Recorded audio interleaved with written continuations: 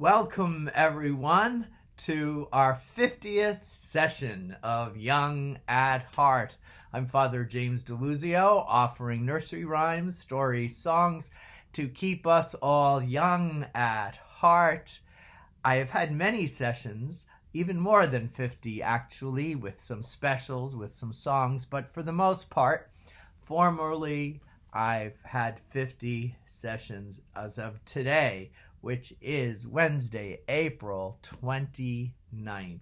It's very good to share with you, and I thought in celebration, I'll go back to one of my favorite children's poems that I began with in our very first session. So you get a new and fresh interpretation of The Owl and the Pussycat by Edward Lear. And as before, I'm going to change the words a little bit so we don't get any snickering or anything vulgar, because it's possible with this little poem, Poor Pussycat.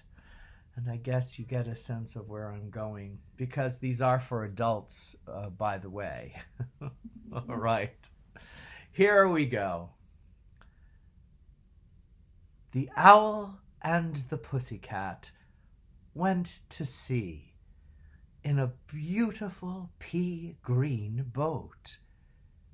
They took some honey and plenty of money wrapped up in a 5-pound note. The owl looked up to the stars above and sang to a soft guitar, "Oh, beautiful kitty, oh, kitty, my love, what a beautiful kitty you are, you are, what a beautiful kitty you are." Kitty said to the owl, "You elegant fowl, how charmingly sweet you sing. Oh, let us be married. Too long we have tarried. But what shall we do for a ring?" So they sailed away for a year and a day to the land where the bong trees grow. And there, in a wood, a piggy-wig stood, with a ring at the end of his nose, his nose, his nose, with a ring at the end of his nose. "Dear pig, are you willing to sell for 1 shilling your ring?" said the piggy. "I will." So they took it away and were married next day by the turkey who lives on the hill. They dined on mince and slices of quince, which they ate with a runcible spoon. And hand in hand, on the edge of the sand, they danced by the light of the moon, the moon, the moon. They danced by the light of the moon. I don't know quite why that always appealed to me, but I had a very domestic sensibility, even as a child. One of my favorite songs, listening to my parents' records, was "When the Children Are Asleep" from Rodgers and Hammerstein's Carousel. An odd thing for a young boy to like, but I did, and this poem somehow congealed that sense of finding the right one in one's life and creating a sense of domesticity. So strange that I didn't marry and became a priest, but then, as we often say, God has other plans. Nevertheless, I have another poem that's also about finding the right mate and falling in love. Curly Locks. You might think of Shirley Temple growing up with still keeping all her curls in this very short Mother Goose rhyme. Curly locks, wilt thou be mine? You shall not wash dishes, nor go feed the swine, but sit on a cushion and sew a fine seam, and feast upon strawberries, sugar, and cream. That's very sweet. Indeed it is. Indeed it is. The Piper's Cow. There was a piper who had a cow, and he had naught to give her. He pulled out his pipe and played her a tune, and bid the cow consider. The cow considered very well, and gave the piper a penny, and bade him play another tune. Corn rigs are bonny. Oh, I guess I had to say gave the piper a punny and bade him play another tune. Corn rigs are bonny. Or the other way. And gave the piper a penny and bade him play another tune. Corn rigs are Benny. Do you know what a corn rig is? I had to look it up. It's a field or a sprout of barley.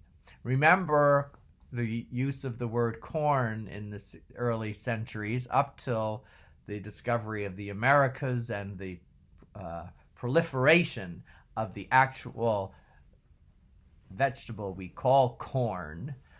Corn meant any kind of grain, and in this case, barley was very common. I'd like to taste some barley bread. I think when I next visit family at home, I'm going to order a bag of barley flour and make some barley bread, which, by the way, the scholars tell us was the standard in the Feast of Passover. It was a barley harvest. And for those of us who are disciples of Jesus, the Last Supper wasn't the finest wheat. It was unleavened barley loaves. Very interesting. In fact, our bishops' conference was debating after Vatican II whether we should go back to barley for the bread for the Eucharist, but they decided no, that the sense of wheat was more universal, at least in the Western world. Rice, of course, would be more universal in Asia, and to keep it that way. Speaking of bishops and faith and church, today is the commemoration day or feast day of St. Catherine Siena, a marvelous woman of the 14th century who only lived till 33 years of age but had extraordinary accomplishments. She's one of the doctors of the church, and she helped reconcile the church when there was great debate over loyalty and leadership. There were actually 2 or 3 men who were claiming to be the rightful pope, and through her influence, the rightful pope Urban VI was able to finally command the church entire. And so we owe her a lot for bringing some sense of normalcy and organization to a very troubled church at the end of the 15th century. Little did they know that 100 years hence the Reformation would begin. If only the church had heeded the words of St. Francis of Assisi, who goes back to the 12th and the 13th centuries, we might have been found new ways to reconcile the problems of the church. Be that as it may, we are now all fellow Christians baptized into Christ, grounded and on the foundation of Judaism, so we need to have respect for all of these. More poems. I don't know if I did this, but because it's our 50th anniversary, we might repeat it. It's a riddle, and there's actually 2 possible answers to it. Going to St. Ives. As I was going to St. Ives, I met a man with 7 wives. Each wife had 7 sacks, and every sack had 7 cats, and every cat had 7 kits. Kits, cats, sacks, wives, how many were going to St. Ives? Now you must remember that from childhood. And again, there are 2 answers, but I'll give them to you at the end of our session. 2 more poems, since this is our anniversary. All for want of a nail. For want of a nail, the shoe was lost. For want of the shoe, the horse was lost. For want of a horse, the rider was lost. For want of a rider, the war was lost. For want of a war, the kingdom was lost. And all for the loss of a horseshoe nail. What I like about that, we've so often spoke of the intersection, the interconnectedness of all things.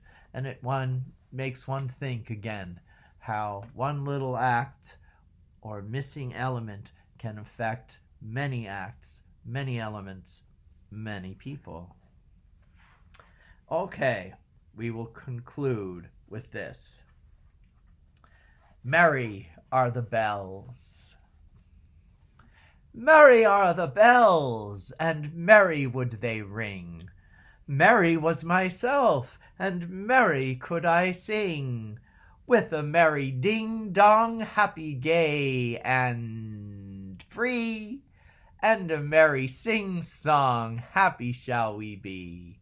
That, actually, although I got a little tripped up, is the ending of each verse. So let's repeat it a few times so you can join in with me. And every time we get to ding-dong, we can move our head from right to left or left to right, depending on your preference. So here is the refrain. With a merry ding-dong, happy, gay, and free, and a merry sing-song, happy we will be. I think happy we will be. Happy let us be. So, with a merry ding-dong, happy, gay, and free, and a merry sing-song, happy let us be. All right, again, with a merry ding-dong, happy, gay, and free, and a merry sing-song, happy let us be. With a merry ding-dong, happy, gay, and free, and a merry sing-song, happy let us be. You like that? You can almost clap and dance to it. Keep us merry. I think I'm going to have a song for you tomorrow. I'm practicing one. Okay. Merry are the bells, and merry will they ring. Merry was myself, and merry could I sing. With a merry ding-dong, happy, gay, and free, and a merry sing-song, happy let us be. Waddle goes your gait, and hollow are your hose. Noddle goes your pate, and purple is your nose. With a merry ding-dong, happy, gay, and free, and a merry sing-song, happy let us be. Merry have we met, and merry have we been. Merry let us part, and merry meet again. With a merry ding-dong, happy, gay, and free, and a merry sing-song, happy let us be. Be happy. It's a choice. We can do it. And go about your day, repeating, with a merry ding-dong, happy, gay, and free, and a merry sing-song, happy let us be. With a merry ding-dong, happy, gay, and free, and a merry sing-song, happy let us be. Thank you for joining me, everyone. Stay healthy, keep safe, and God bless. Bye, everyone.